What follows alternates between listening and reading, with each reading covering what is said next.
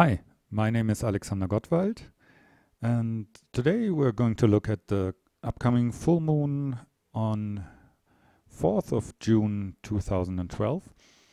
And first, let's have a look at the horoscope, at the chart for the world. And for the world, I'm taking this from Greenwich, England, as this is sort of the 0 point in time and space on the Earth. Well, so what do we see? We see the Sun up here together with Venus, and of course in opposition to the Moon, which is natural in a full moon event. But we see a little more. This is taking place in the 10th house.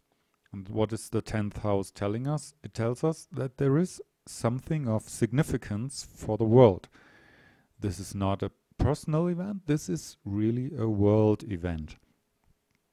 And the ruler of this event is Virgo, and the ascendant, yes?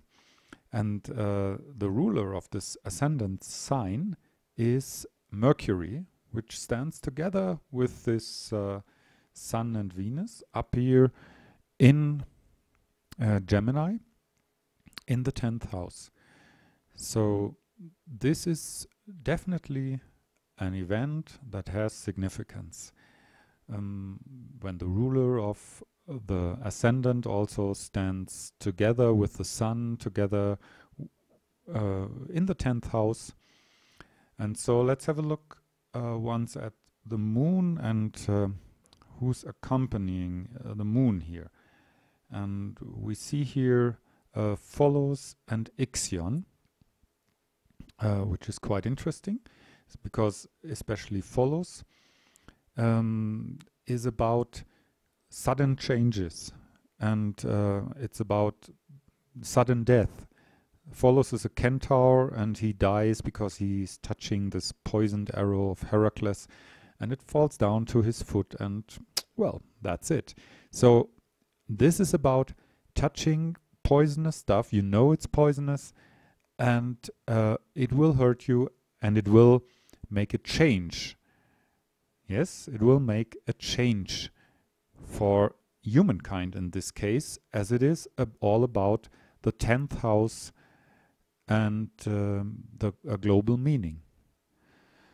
Okay, next to Follows, which is a centaur, as I mentioned, we have Ixion, which is from the Kuiper belt. So it's sort of a friend and consort of Pluto and Aries and all those scattered disk objects, dwarf planets, you name it. I mean, they give all sorts of names to those objects. But Ixion stands together with Follows in conjunction with the full moon. And this Ixion is an interesting fellow. He was a human who challenged the gods, who wanted to make love to Hera, and Zeus sort of liked him, and thus he asked a goddess of fog, of a nebula, to sort of get the shape of Hera, and so then he made love to her, and they had a child together as well. And well, then he showed off towards Zeus and said, he told everyone that he had screwed Hera, and this of course Zeus didn't like, and so he banned him, and it's quite an interesting thing. So I think it's all about the ego implications with humans, with governments. That would be my take on that in this special case as well. So if you want to sort of be the better president or the better person who knows how world government would work, this would be the delusion in which Ixion then would live. But another very important thing we don't see in this chart, but it's there, and this is directly conjunct with the full moon and thus tremendously influencing it. It's the great attractor. So we have, some of you may have heard of the galactic center. The galactic center is, well, the center of our galaxy, and our solar system is cycling around this galactic center. But our galaxy, of course, is not the center of the universe. It's a small, tiny galaxy, and it's part of what is called another group of about 30 galaxies that circle around a point that is called the supergalactic center. And this is at 2 degrees Libra, which would be here at the beginning of the second house in Libra. This is also quite interesting. So we have this relationship, this money thing, exactly with the supergalactic center here in this chart as well. And then also the supergalactic center, of course, is not the center of the universe, and so there's something beyond.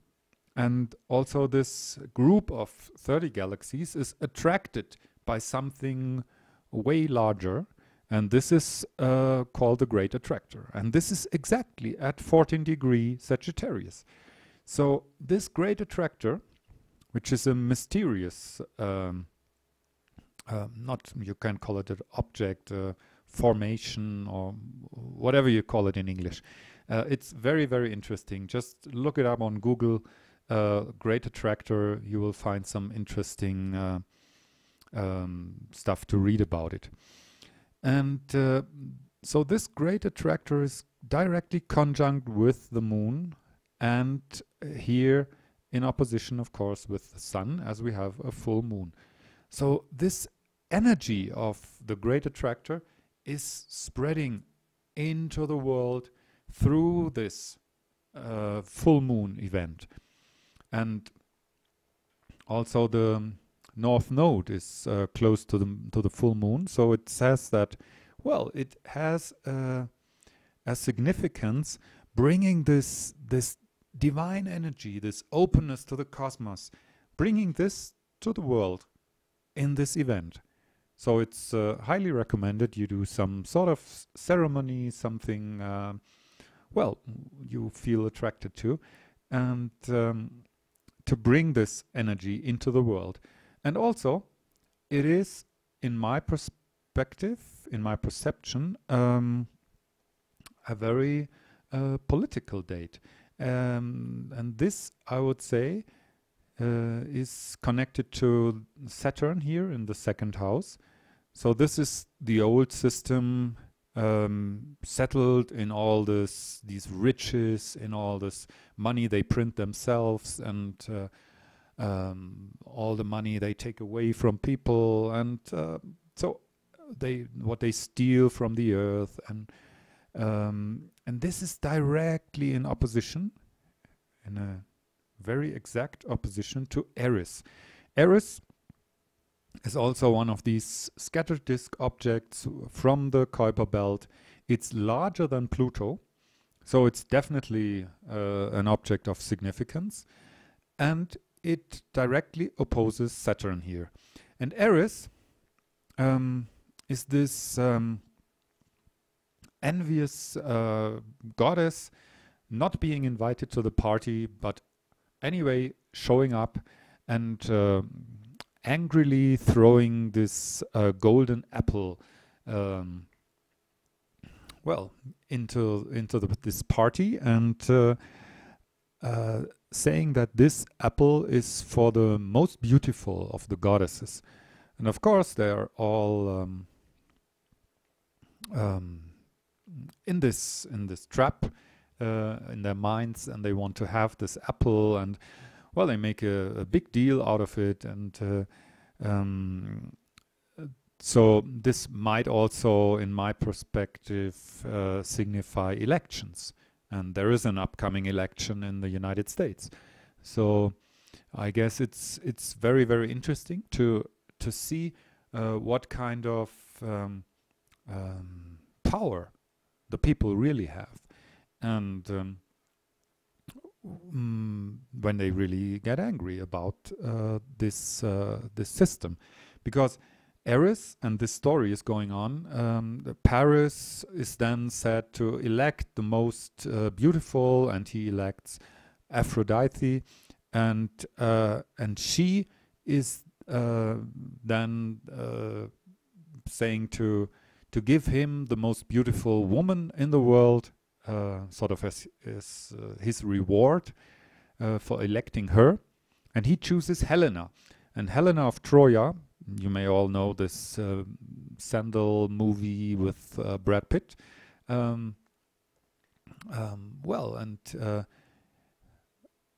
This sort of causes breakdown of political system, and so this is what this Aries and Saturn opposition can reveal here. And Aries in the 8th house, so it's people who are really fed up with all the mess from all those years. So it's not only the last decade or so, but it's really anger about all that has gone wrong, that everything, you name it. I don't want to go in further detail here to keep this video as short as possible. Well, there is another thing I want to put your attention to. So we have this Aries-Saturn opposition, and we have another opposition which is not quite as exact, but I guess not less important, as it's on the ascendant-descendant axis. And so we have Mars here. And Mars is where this Aries thing, we talked about Aries, which is in Aries. Aries in Aries. Well, so this Aries energy manifests where Mars is positioned in the chart. And so this is very close to the ascendant. It's the first planet following the ascendant.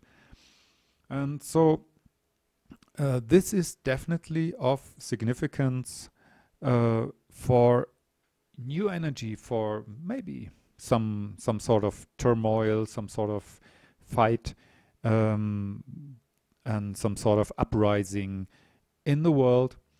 And it's about caring for life. It's about the usual people, the people who do all the hard work. And they are really, really angry. They're really pissed. And they start realizing they're being fooled. And so this is in opposition to Chiron. And Chiron is directly at the descendant in Pisces. And Chiron is another centaur. It's the most well-known in astrology. And it's called the wounded healer. And so wounded boxers are said to be the most dangerous, and I guess this is really another way of pointing out this Aries-Saturn energy. So as this is about the world, this would also be about the governments in the world and their masks, and Mars is going to tear down the masks of this government. Well, all the lies become visible, and the human psyche also is directly at the ascendant, and this also signifies it's about healing, it's about change. People want to have something new to encounter, something more connected to life, something more real. Pisces is about being real. And so this Chiron is the healer of reality, in fact. And so there's so much illusion in the world, there's so much deception, and this Chiron here is going to correct this. All right, so this would be for the whole world. Let's have one look at the USA, as US is the world power, and so what significance does it have for the US? And there, if we look at the ascendant, it's very, very obvious. It's Cancer, and Cancer is ruled by whom? By the moon. So a full moon chart, where the full moon is also the ruler, is extremely powerful. So this is here in the 6th house in this US chart, and so the Sun and Venus are in the 12th house. So this is also about change. I mean, the Sun is about to dissolve. Yeah, it's about to vanish in a way into either oblivion or into a new sort of spiritual meaning, a spiritual restoration. And so there is a lot of spiritual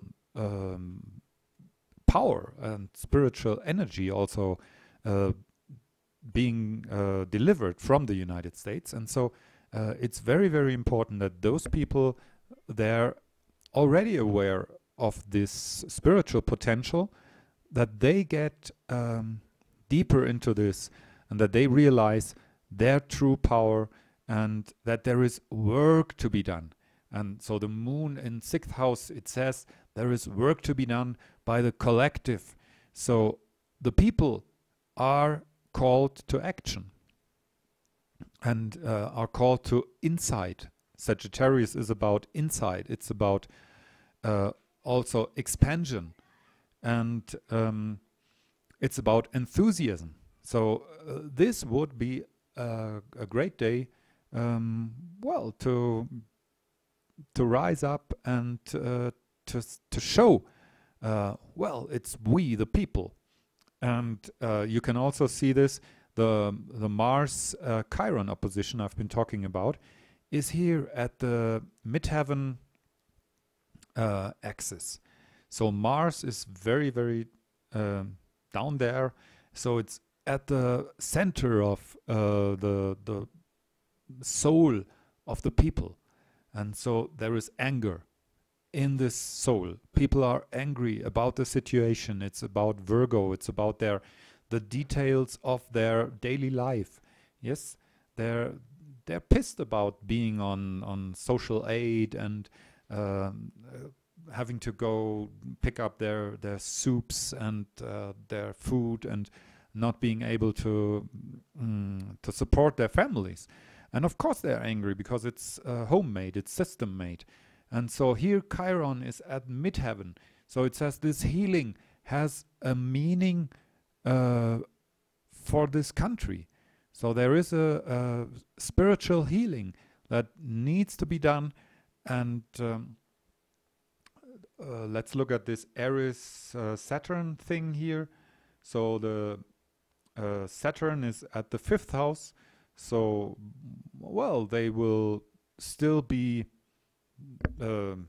pretending they're the big ones in Washington, D.C., yes, and in the White House. But in the end, you are the people. Aries in 11th house, in Aries. So, and so there this uprising of Mars, which expresses the energy of Aries, comes directly from the depth, from the guts of the people. All right. So this to me sounds pretty powerful. And let's have one look at Venus, as Venus is involved here. So this is really about love. This change is really about life. Venus is the giver of life. And so this is not about a violent revolution. It's about standing up for your rights and for life And it's first of all an inner knowing, and well, then go for this. Okay, so I have one more chart here, and this is about Bolivia, where I live at the moment. This is also quite interesting, as we have the Sun Venus thing here directly at the ascendant, and it's a Gemini ascendant, so Mercury, also involved in this conjunction, is the ruler of Gemini, as well as it's the ruler of Virgo. And so this Gemini here says there has to be a new sort of communication, and this communication is powered here from this full moon follows Ixion. It's of course all the same, but here it's at the descendant, and so the follows and Ixion thing is going to happen from the descendant. Well, you might imagine what that means. And so here Aries and Saturn are 10th house, 5th house, and well, after all, it's going to be a powerful event. Also here Mars and Chiron.